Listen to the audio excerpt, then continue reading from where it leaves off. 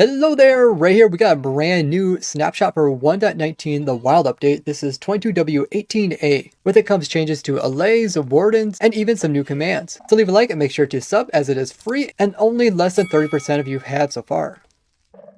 First up, they made allays much better. They're now able to follow the player even without having to see it. And they're now able to go after the player if he's within 64 blocks of them. So we don't have to worry about the allays getting like stuck behind stuff, or for the most part, we don't have to worry about them getting stuck behind by traveling kind of fast. So far, they've been developing the allay in such a way that it is getting better over time. If you guys have any other suggestions, let me know in the comments. They also updated the Warden's particles. So it does its sonic boom. It actually looks pretty cool. First having like a little one shoot out, then the vibrations expanding outward. The update came with some technical changes as well. So for like data packs, you can come in and give special items a banner tag. We also now have an option for controlling the chat types through servers. So the type of text that people see on screen can be formatted, such as like italics or special colors, so that everybody on the server sees the same thing. Last week, we seen them add the cryptographically signed messages when talking between players in Minecraft. They also add this for the commands of say, message, team message, and me. They also redid the place feature command, so now it's just called place, and you can choose between features, jigsaw, as well as structures. You go to structures, you see we got all the different structures in the game to choose from that you naturally find. So I went ahead and generated an ancient city, and let's see what it looks like. So it looks like we got the portal placed right here, and there is everything part of it. So now there's actually 3 portals in this area where there was 2 before. So it does actually place it in, but it has to be in the right location. So like if you're going to try to do an igloo, it's not going to work because we're not in the proper biome, the proper height and location. Which is a bit annoying. For testing. It'd be kind of fun to be able to put structures anywhere, but at least this part works, which is cool. Now for features, there are all the different types of like vegetation and stuff you can find in the world, from ore deposit to tree clumps to veins. It's all part of the features thing, and you can actually generate in. So since we are in a cave, I can spawn in cave vines so you can see the different types and variations that can be formed. So this is a cool way for people to spice up their builds. When they're like in creative, they can easily come in with features or structures without having to place it in all manually. And it can be okay for testing as well. Now under jigsaws are the same kind of names which are used to place in different individual pieces. You can see in ancient cities that it's not just one big ancient city, but there's different parts. There's entrances, city centers, the walls, the skulks, the structures, and those are all the different pieces. Now for the jigsaw one, it's a little bit more confusing. There's a pool tag, as well as you need to tell it which jigsaw it needs to start with, as well as a maximum number of connections that it can have. But in general, the place command looks like it's really nice. For the loot tables, they also have a new function, which is set instrument. So the game can randomly choose which instrument it's going to be based off of a selection. They removed the loot table function for set goat horn sound. And the bundled Java runtime has been updated to 17.0.3.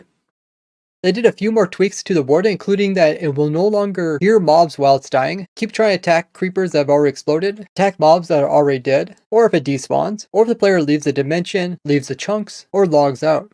They fixed the warden's attack no longer continuing when the game is paused.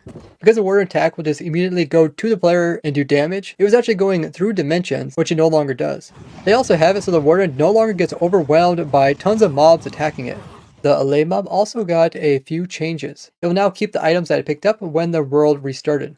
Allays will no longer get confused with different types of NBT items and won't try to pick them up anymore. They're also now able to also pick up items even if they're on a leash. And the person who added this photo to the bug report even put in a little sign that says, "Hey, RaiseWorks and Exumavoid," probably knowing that we make snapshot reviews about the bug changes. They now added it so the allay will stay really close to the player, just like in Bedrock Edition. Recently, Bedrock Edition also now get spectator mode, just like what we have here for Java Edition for many years. So it's really cool to see parity going both directions. They fixed the Sneak 100 advancement. Now the grammar is correct, as well as it will no longer go off for shriekers, just skulk sensors. If there is more lichen on more sides of a block, when you go ahead and break it with shears, you get more pieces. This addition has now been applied to the new skulk vein blocks.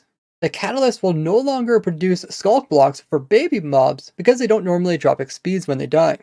Now in the past, TNT that was just lit with like redstone and that blew up ores, used to drop XP orbs, but now it no longer does that. This same thing also applies to the Skulk block. So when it gets blown up, it doesn't drop XP orbs. This change was added in the last snapshot where using flint and steel from the player will make it drop XP orbs. Now I feel like stuff like ores or stuff like Skulk blocks that actually have the XPs contained inside them should drop it no matter what type of TNT or explosion is used on them. This is probably done to try to make it consistent with mobs, because when mobs die, if they die by non-player means, they don't drop any XP. But if they die by player means, they drop XP. What is your guys' opinions on this? They are looking for feedback. It's understandable that they're trying to make it consistent, but this does make automation for like collecting XPs out of Skulk a lot more difficult, because you can't just have TNT blow it up. You have to actually have the player break it or use his personal lit TNT in order to get the XPs off of it. Otherwise, you could like push this stuff into like a wither, and the wither could break it and you can get the XP orbs.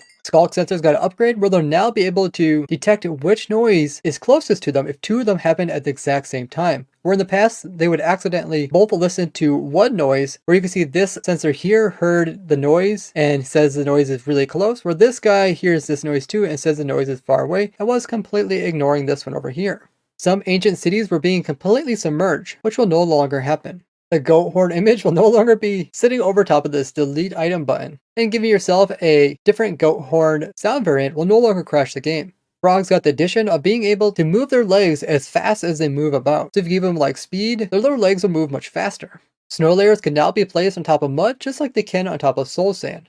Planting the mangrove trees down low was still causing leaves to oddly spawn way up in the air.